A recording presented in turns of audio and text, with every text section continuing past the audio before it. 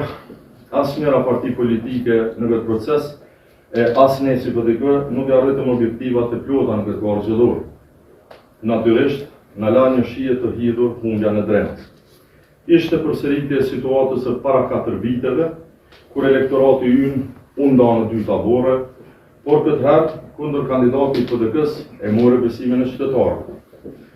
Kryetari i zgjedhur ja uroi fiturën dhe shpresoj se do të punoj në të mirën e qytetarëve të komunës.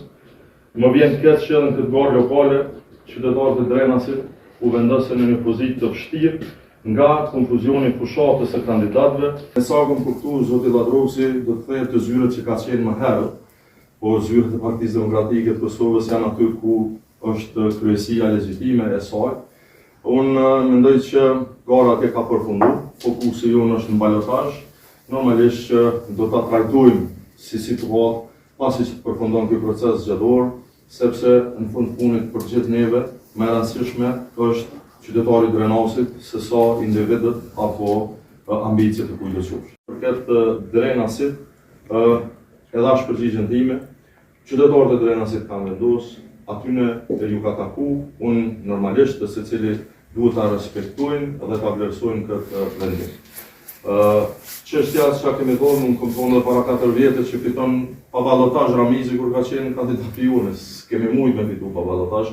As atë, kom besuar që këtë herë kam fitu pa ballotazh, Petri Hajdari ka humb pa ballotazh, do të thotë në garë politike ndonjëherë mund t'i themi ato të cilat mund t'i shohim si mundësi bazuar në sondazhe, bazuar në disponime, bazuar në tjera, po në fund ndodhi kjo, shikoni vota e PDK-s është ndonë ndrysh. Dhe soi përket të kishte vetëm vota PDK-s, ne sot s'kishim me pas fitues, kishim me pas balotazh. Po pastaj transferi i votës partive të tjera, e vendosjes në mënyrë të veçantë ka dhënë këtë rezultat. Tash kjo është legjitime.